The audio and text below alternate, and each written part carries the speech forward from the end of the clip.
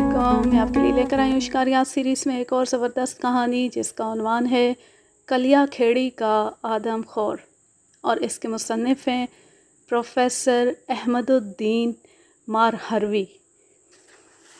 भोपाल के वली अहद नवाब नसरुल्लाह ख़ां अपने ज़माने के सबसे मशहूर शिकारी समझे जाते थे। अल्लाह ने दौलत, सेहत और वक्त की बेअंदाज़ा नेमतें अता फ़रमाई थीं, लेकिन इन सब का मसरफ़ नवाब साहब के यहाँ एक और सिर्फ़ एक था, यानी शिकार, और वो भी शेर तक महदूद। भोपाल वस्ते हिंद की एक सरखेज़ रियासत थी। विंध्याचल की पहाड़ियों से घिरी हुई बारिश की फरावानी ने इन पहाड़ियों और इनके दरमियान घिरे मैदानों में घने जंगल उगा रखे थे। जगह जगह चश्मे थे जिनसे जंगली जानवर अपनी प्यास बुझाते और आसूदगी हासिल करते। झाड़ियाँ और दरख्त बास मकामात पर इतने घने थे कि इंसान के लिए वहाँ तक पहुँचना मुश्किल था। पहाड़ों के दामन में जा बजा गार थे जो जंगली जानवरों बिलखुसूस शेरों के मस्कन बन गए थे। इन इलाकों में देहात और आबादियाँ कम थीं, इसलिए जानवरों को खुली छुट्टी थी, जहाँ चाहें जाएं और जो चाहें करें। लंगूरों के झुंड दरख्तों पर चहलें करते और उछल कूद में मसरूफ़ रहते। जहरीले सांप और अस्तहे टहनियों से लटके या जड़ों के खोखलों में बैठे फुंकारे मारा करते। इस फ़ज़ा में अगर किसी मनचली तबीयत वाले को शिकार का शौक़ लाहक हो जाए तो चंदा ताज्जुब खैर नहीं। नवाब नसरुल्लाह ख़ां को भी माहौल ही ने शेर का शिकारी बना दिया और उन्होंने अपनी जवानी में तकरीबन 125 जानवर हलाक किए, जिनकी खालें उनके महल का फ़र्श और सर दीवारों की जीनत बने। दिलचस्पी का जब यही मशगला ठहरा तो ज़ाहिर है उनके दोस्त अहबाब भी ज़्यादातर वही लोग थे जिन्हें इस फ़न में महारत हासिल थी। डॉक्टर मेकानगी गो बिलिहाज़े ओहदा सिविल सर्जन था, लेकिन मुशाक निशानाबाज होने की हैसियत से नवाब साहब का मुशीर ख़ास भी था।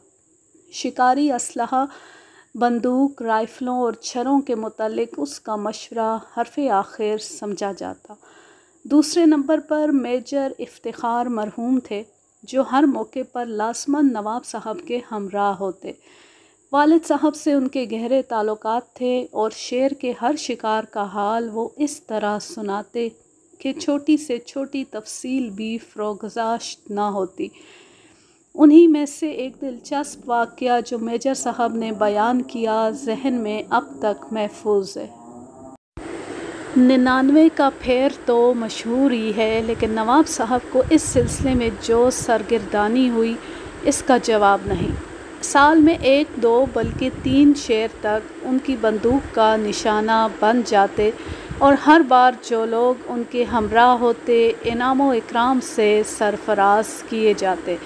लेकिन 99 शिकार पूरे होने पर जिस तरह क्रिकेट के खिलाड़ी को सेंचुरी मुकम्मल करने में देर लगती है, इसी तरह नवाब साहब को भी गैर मामूली हालात से दो चार होना पड़ा। पहले तो साल भर तक कानों में शेर की भनक तक ना पड़ी। ऐसा मालूम होता था मफरूर मुजरिमों की तरह सब ज़ेरे ज़मीं पोशीदा हो गए। जंगल के अतराफ़ो कनाफ में रातों को भैंसे, जिन्हें वहाँ की ज़बान में बोदे कहा जाता है, बांधे जाने लगे कि उनकी बू पाकर शेर आए। लेकिन रोज़ाना यही ख़बरें मौसूल होती, सब बाखैरियत हैं और किसी का बाल तक बीका नहीं हुआ। 6 महीने और गुज़र गए। एक रोज़ कलिया खेड़ी की तहसील से इत्तला मिली, वहाँ जंगलों के करीब किसी बैल की नुची खुची लाश पाई गई है, जिस पर दांतों और पंजों के निशान ज़ाहिर करते हैं ये किसी मर्दमखोर शेर के करतूत हैं। नवाब साहब ने मुझे फ़ौरन टेलीफ़ोन पर हदायत की कि जल्द वहाँ पहुँचूँ और तहकीक करूँ वाक़े की नौइयत क्या है। बरसात के मौसम में भोपाल की स्याह मट्टी दलदल बन जाती है। बैलगाड़ी का सफ़र, ऊपर से बारिश, कहरे दरवेश बर जाने दरवेश, जाना पड़ा। लाश देखते ही मालूम हो गया किसी शेर ही का कारनामा है, बल्कि ये भी अंदाज़ा हो गया वो कोई पुराना आजमूदा कार खर्रांट जानवर है जिसने छुटते ही पहले शिकार की गर्दन नापी और फिर पंजों से दिल नोच लिया। मेरी इस रिपोर्ट पर तमाम नवाबी मशीनें हरकत में आ गईं। इलाके के पटेल से लेकर चौकीदार तक होशियार कर दिए गए कि उनके नवा में ख़तरनाक और मूज़ी शेर इंसानों की जान का गाहक है और नवाब साहब बनफ्से नफीस उससे मामला तय करने आ रहे हैं। जगह जगह बोदे बांधे जाने लगे ताकि अंदाज़ा हो सके शेर का क़याम किस तरफ है। 10 दिन, 20 दिन, 1 महीना गुज़र गया। भैंसें थानों पर खड़े मज़े से चारा खाते रहे और किसी ने ना पूछा तुम्हारे मुंह में कितने दांत हैं। इस दौरान में नवाब साहब की बेचैनी देखने से ताल्लुक़ रखती थी।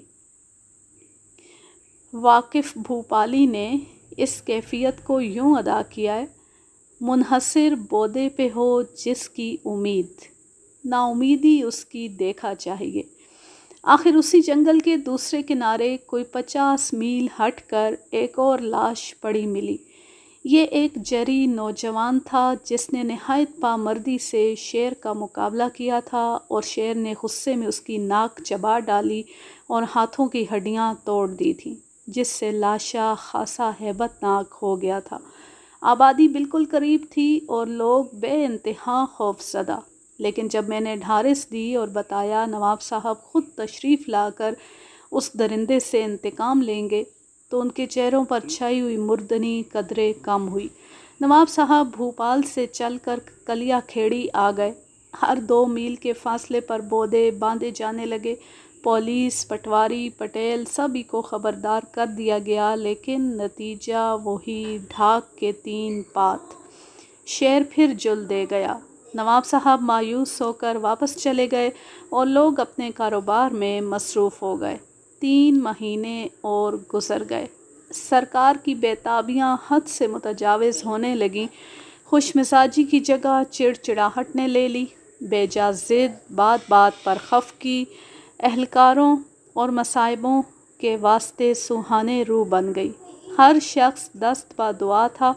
कोई छोटा मोटा शेर ही आ फंसे तो मिजाज की बरहमी दूर हो, मगर दुआ आज कबूल होती थी न कल। सब्र का इम्तिहान सख्त तरीन होता जाता था कि यकायक हबोड़ों की टोली एक बची खुची लाश लेकर महल में घुस आई और फरियाद करने लगी, जिस तरह शेर ने हमारी बहू को हलाक किया, इसी तरह उस दरिंदे की बोटी बोटी नोची जाए। मालूम हुआ इस मर्तबा वो बदमाश उन खाना बदोशों के खेमों में घुस गया और लड़की की चोटी पकड़कर घसीटता हुआ झाड़ियों में गायब हो गया।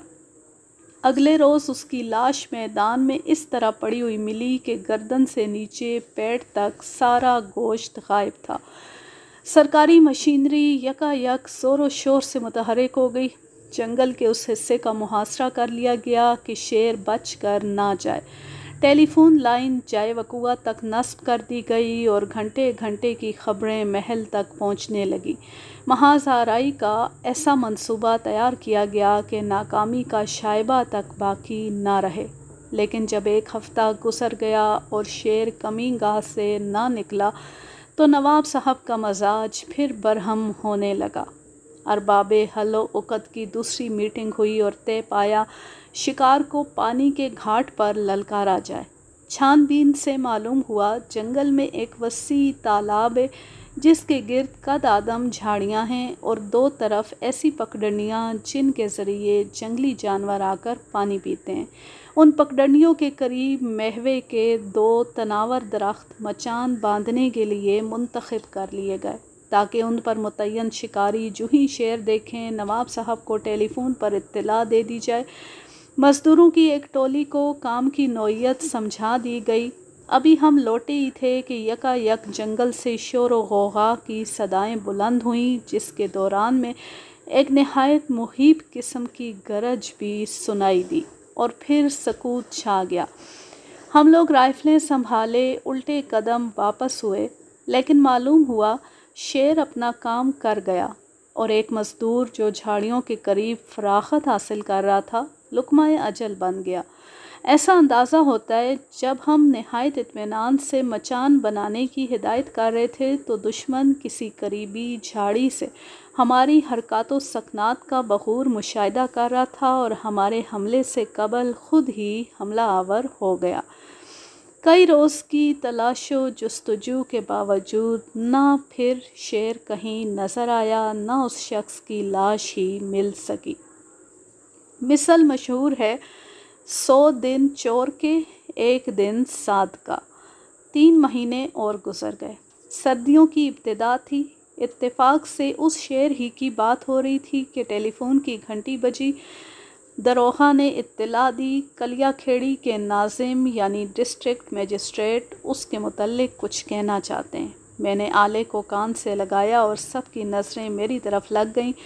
معلوم ہوا پہلی واردات جس جگہ ہوئی تھی وہیں ایک اور لاش پائی گئی ہے۔ 2 آدمی ساتھ ساتھ آ رہے تھے کہ ایک پر شیر نے حملہ کر دیا، دوسرے کے ہاتھ میں کلہاڑی تھی جو اس نے خوف کی حالت میں شیر پر کھینچ ماری۔ نشانہ غالباً آنکھ پر پڑا اور وہ بلبلاتا ہوا لاش چھوڑ کر بھاگ گیا۔ اس علاقے میں پہاڑی کے اوپر ایک چشمہ تھا جسے مقامی لوگ ٹانکا کہا کرتے تھے۔ وہاں پیروں کے بکثرت نشان اس بات کا ثبوت تھے شیر پانی پینے اسی گھاٹ پر آتا ہے۔ عمر بھر میں نے شاید اس صورت سے کسی سفر کی تیاری نہ کی تھی جتنی اس موقع پر کی۔ نواب صاحب خود بھی 2 گھنٹے کے اندر تیار ہو گئے اور شام تک ٹانکے کے نزدیک ہمارے قدم مضبوطی سے جم گئے۔ نواب صاحب کے علاوہ ہم 3 آدمی برمنگھم رائفلیں لیے جن میں تیز سرچ لائٹ لگی ہوئی تھی، مچان میں چوکنا بیٹھے تھے۔ وہ رات جس اضطراب اور بے چینی میں گزری، شاید کسی عاشق کی شب ہجراں بھی اس طور سے نہ گزری ہوگی۔ سگریٹ پینے کی اجازت نہ تھی، اس لیے چائے سے سکون حاصل کرتے رہے۔ 2 بجے تک چاروں تھرموس خالی ہو گئے، لیکن شکار اب نظر آتا ہے نہ تب۔ ہر طرف ایسا سناٹا تھا کہ جھینگر کی آواز تک نہ سنائی دیتی تھی۔ یہ اس بات کی صریح علامت تھی شیر قریب ہی کہیں موجود ہے۔ ہر طرف ایسا سناٹا تھا کہ جھینگر کی آواز تک نہ سنائی دیتی تھی۔ یہ اس بات کی صریح علامت تھی شیر قریب ہی کہیں موجود ہے اور کسی وقت بھی ادھر آ سکتا ہے۔ گھڑی میں 2:07 ہوئے تھے۔ نواب صاحب کی دور رس نگاہیں کنارے لگی ہوئی جھاڑیوں میں خفیف سی جنبش دیکھ پائیں اور میرا گھٹنا دبا کر انہوں نے اس طرف اشارہ کیا۔ 2 چمکدار آنکھیں ہمیں گھور رہی تھیں۔ میرے روکنے اور محتاط رکھنے کے باوجود نواب صاحب نے نشانہ لیا اور فائر کر دیا۔ ایک ہلکی سی خراہٹ سنائی دی، جھاڑیوں میں ہلچل ہوئی۔ اعظم خاں نے بھی خواہ مخواہ اپنی رائفل خالی کر دی۔ شیر نکل گیا تھا۔ نیچے اترنا خطرناک تھا، اس لیے صبح تک انتظار کرتے رہے۔ دن نکلنے پر دیکھا خون کی پتلی سی لکیر دور تک چلی گئی ہے۔ ایک جگہ خون آلود پنجے کے نشان بالکل صاف تھے، جس سے اندازہ ہوتا تھا اس کا ایک پاؤں زخمی ہو گیا ہے۔ خاک کا ایک ایسا تودہ نظر آیا جس پر اس نے اپنے بدن کو اچھی طرح رگڑا تھا۔ اس سے آگے خون کے نشان ناپید تھے۔ یہاں پر میدان ختم ہو جاتا تھا اور پہاڑیوں کا لامتناہی سلسلہ شروع ہوتا تھا جن کی پشت پر گھنی خاردار جھاڑیاں تھیں۔ آگے تلاش بھی بے سود تھی اور تالاب پر قیام کرنا بھی بیکار، کیونکہ اب تو وہ لوٹ کر آنے سے رہا۔ اس لیے بے نیل و مرام واپس آ گئے۔ سانپ نکل گیا، لکیر پیٹا کرو۔ لیکن اب یہ لکیر زیادہ واضح ہو گئی تھی۔ ہر تھانے کو اطلاع دے دی گئی کہ چوکنا رہیں۔ کھوجیوں کو انعام کا لالچ دے کر خبردار کر دیا گیا، اگر کسی جگہ صرف 3 پنجوں کے نشان نظر آئیں تو فوراً کوتوالے شہر کو مطلع کریں۔ جنگلوں کی ناکہ بندی زیادہ سخت کر دی گئی۔ خیال تھا اس طرح بہت جلد اس مردم خور کا پتہ لگ جائے گا، لیکن دن ہفتوں میں تبدیل ہوتے رہے اور کہیں سے کوئی خبر موصول نہ ہوئی۔ ایک روز میں کسی تقریب سے کلیا کھیڑی گیا ہوا تھا کہ مقدم کا لڑکا میرے پاس آیا اور کہنے لگا، ہمارے کھوجی نے آپ کے شیر کا پتہ لگا لیا ہے۔ اس کے قدم یہاں سے 7 میل دور دیکھے گئے ہیں۔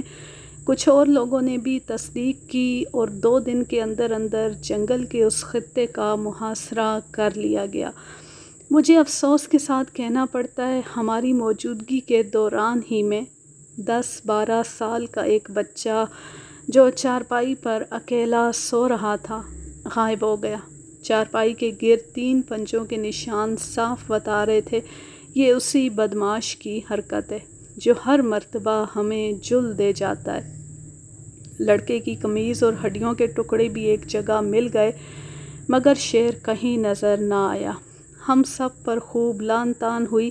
نواب صاحب کا پارا الگ چڑھا، لیکن حاصل کچھ نہ ہوا۔ 99 کا پھیر بدستور جاری تھا۔ ایسا معلوم ہوتا تھا سینچری کبھی مکمل نہ ہوگی۔ شکار ہاتھ سے نکل جانے کا اتنا افسوس نہ تھا جتنا یہ صدمہ کہ ایک کی کمی پوری نہیں ہو رہی۔ سردی کا موسم آگ تاپتے اور ہاتھ ملتے گزر گیا۔ فصل بہار میں بھوپال کے جنگلوں میں ڈھاک کے سرخ پھولوں سے آگ سی لگ جاتی ہے۔ ہرے ہرے پتوں میں کرمزی پھول ہر طرف سے دعوت نظارہ دیتے ہیں، لیکن ہمارے واسطے یہ موسم بالکل بے کیف تھا۔ چند روز سے خبریں موصول ہو رہی تھیں، کلیا کھیڑی کے نواح میں سانبر کھیت پامال کرنے لگے ہیں اور شکاری ان کی تاک میں ہیں۔ ہم نے سوچا شیر نہیں تو انہی کو نشانہ بنائیں، کچھ تو تفریح ہو۔ کیا خبر تھی اس سلسلے میں پرانے دوست سے بھی ملاقات مقدر ہے۔ سانبر کی تلاش میں جنگل کے اندر گھسی تھے کہ ایک دل دہلانے والی گونج نے سب کو مبہوت کر دیا۔ کچھ گدڑیے سر پر پاؤں رکھے بھاگتے نظر آئے۔ دریافت پر معلوم ہوا شیر کی تلاش میں جا رہے تھے اور تتر بتر ہو گئے تھے کہ ان میں سے ایک جو نسبتاً دور نکل گیا تھا اس شیر کی بھوک کا نشانہ بن گیا۔ جنگل کا یہ حصہ چونکہ مختصر تھا، چھپنے کی جگہ بھی کم تھی اور تالاب بھی ایک ہی تھا، اس لیے شیر کو گھیر کر شکار کر لینا چنداں دشوار نہ تھا۔ چنانچہ فوراً محاصرہ کر لیا گیا۔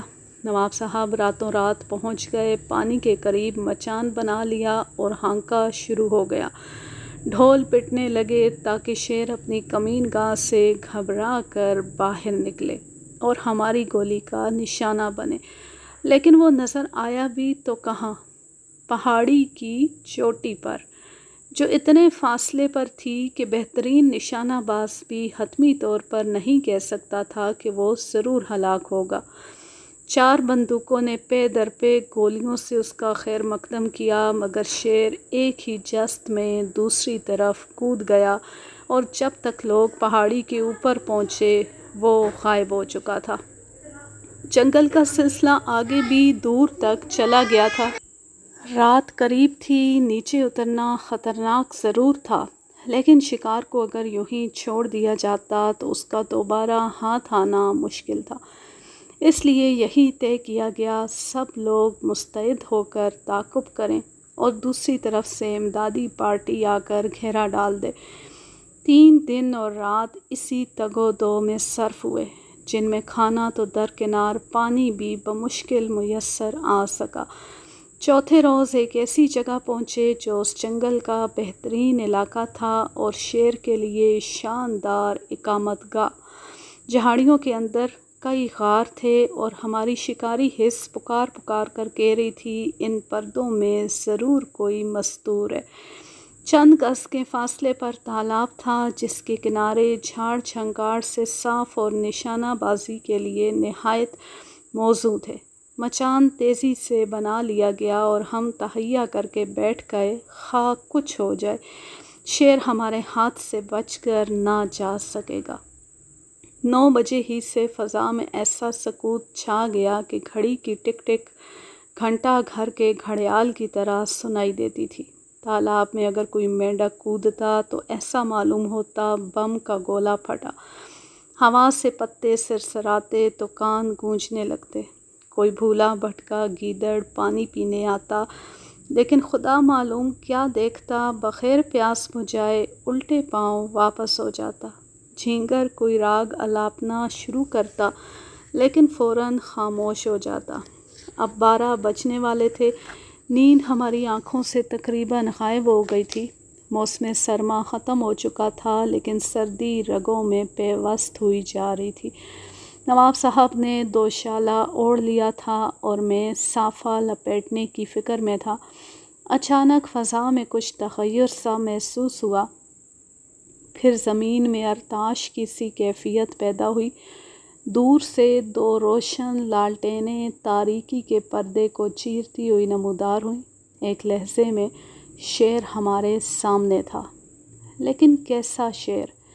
قد و قامت میں دگنا نہیں تو ڈیوڑا ضرور تھا۔ گردن کے بال زمین پر جھاڑو دے رہے تھے اور مقناطیسی آنکھیں مچان پر جمی ہوئی تھیں۔ مولا بخش کی تو گھگی بند گئی اور رائفل ہاتھ سے چھوٹ کر نیچے جا گری۔ ٹارچ روشن کرتے ہوئے میرا ہاتھ کانپ رہا تھا۔ انگشت شہادت بندوق کی لبلبی کو دباتی ضرور تھی، لیکن بے قابو تھی۔ بندوق چلی مگر گولی سر سے 2 انچ اونچی نکل گئی۔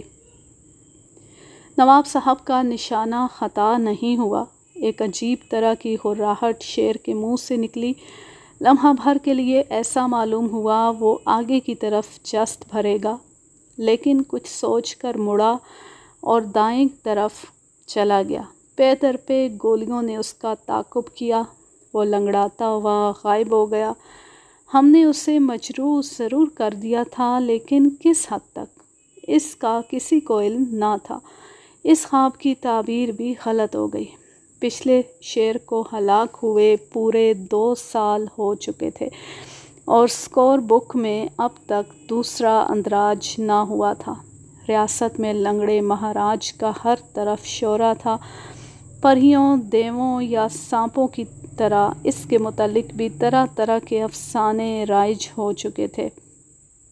کہیں اسے جن سمجھا جاتا، کہیں کسی دیوتا کا اوتار۔ غرض جتنے منہ اتنی باتیں۔ جنگل میں اگر کسی بھینس یا بیل کے کھروں کا نشان نظر آتا تو عوام اسے شیر ہی کا نقش پاس سمجھتے اور دنوں غائب رہتے۔ نواب صاحب کے کانوں تک بھی یہ افواہ پہنچ چکی تھی کہ سیسے کی گولی سے یہ جن ہرگز ہلاک نہ ہوگا۔ اس کے لیے کسی عامل کا تعویذ ہی مجرب ہو سکتا ہے۔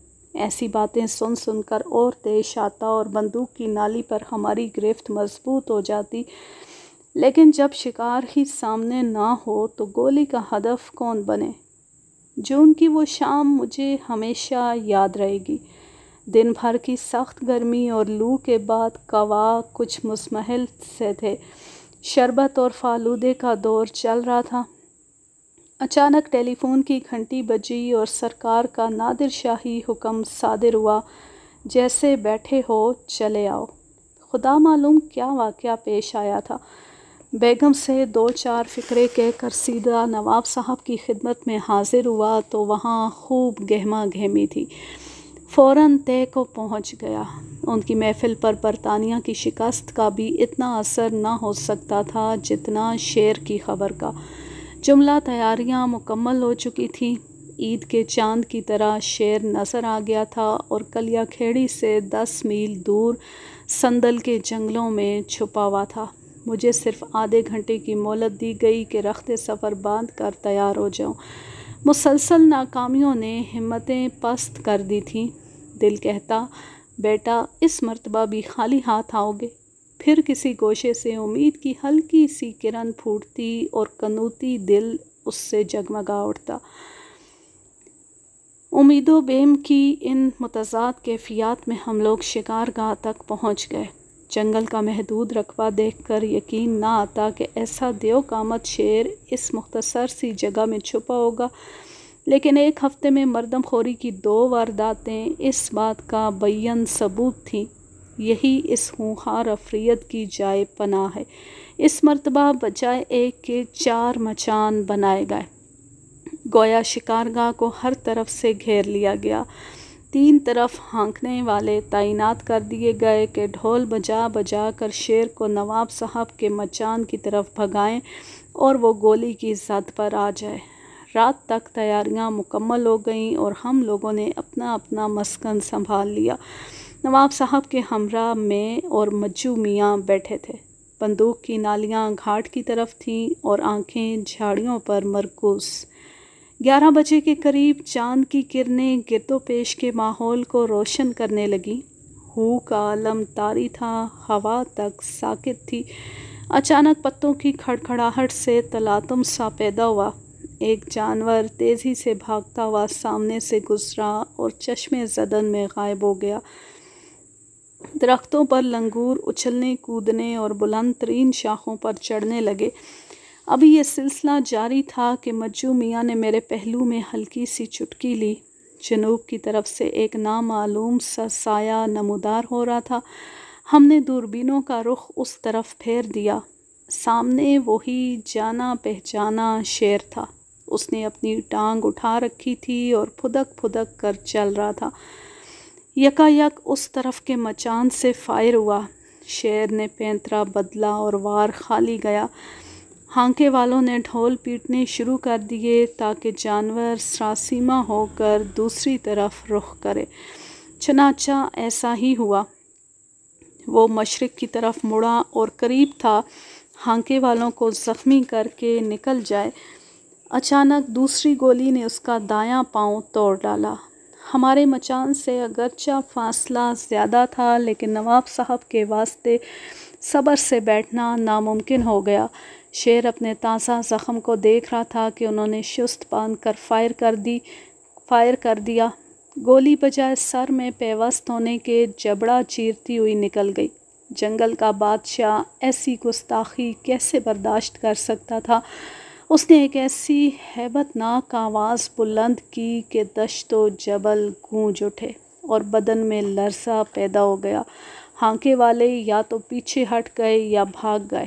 میں نے بھی رائفل تانی اور قبل اس کے کہ وہ اس وقفے سے فائدہ اٹھا کر فرار ہونے کی کوشش کرتا، سر کا نشانہ لے کر لبی دبا دی۔ شیر اب خطرے سے پوری طرح آگاہ ہو چکا تھا۔ ادھر میں نے فائر کیا، ادھر اس نے پہلو بدلا۔ گولی سر کے بجائے ران کا گوشت چھیدتی ہوئی باہر نکل گئی اور اس کا تیسرا عضو بیکار ہو گیا۔ وہ ایک بار پھر دھاڑا۔ مجو میاں کے اوسان خطا ہو گئے اور ان کی بندوق نیچے جا گری۔ اب خدا کا کرنا دیکھیے۔ شیر نے غصے میں آ کر رائفل دبوچ لی اور اس طرح بالکل ہمارے نشانے کی زد میں آ گیا۔ ہماری دونوں گولیاں بیک وقت اس کے سینے میں اتر گئیں۔ لیکن کس دل گردے کا جانور تھا، ہماری طرف نظریں جمائے گھورتا رہا۔ خون کے کئی فوارے بدن سے جاری تھے۔ تمام نچلا دھڑ خون میں لت پت تھا، مگر وہ اب بھی شکست تسلیم کرنے پر آمادہ نہ تھا۔ میں نے چاہا سر میں گولی مار کر خاتمہ کر دوں، مگر نواب صاحب کے جذبہ ترحم نے اس کی اجازت نہ دی۔ وہ تو اس کی جرأت اور پامردی کو تحسین کی نگاہوں سے دیکھ رہے تھے اور متاسف نظر آتے تھے۔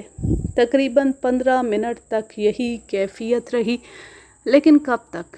خون کے مسلسل اخراج سے نکاہت پیدا ہونے لگی اور بالآخر ہمارا شیر زمین پر چت ہو گیا۔ اس کی نیم مردہ آنکھیں اب بھی ہمیں گھور رہی تھیں، لیکن ہمیں ان میں بجائے انتقامی جذبے کے مظلومیت کے آثار زیادہ نظر آ رہے تھے۔ اور جب وہ دم توڑنے لگا تو نواب صاحب نے اپنا منہ رومال سے ڈھک لیا۔ نواب صاحب کی سینچری مکمل ہو گئی۔ احباب نے مبارکبادیں دیں، اہلکاروں نے نذرانے پیش کیے، شاعروں نے قصیدے کہے، محل میں چراغاں کیا گیا، دعوتیں ہوئیں۔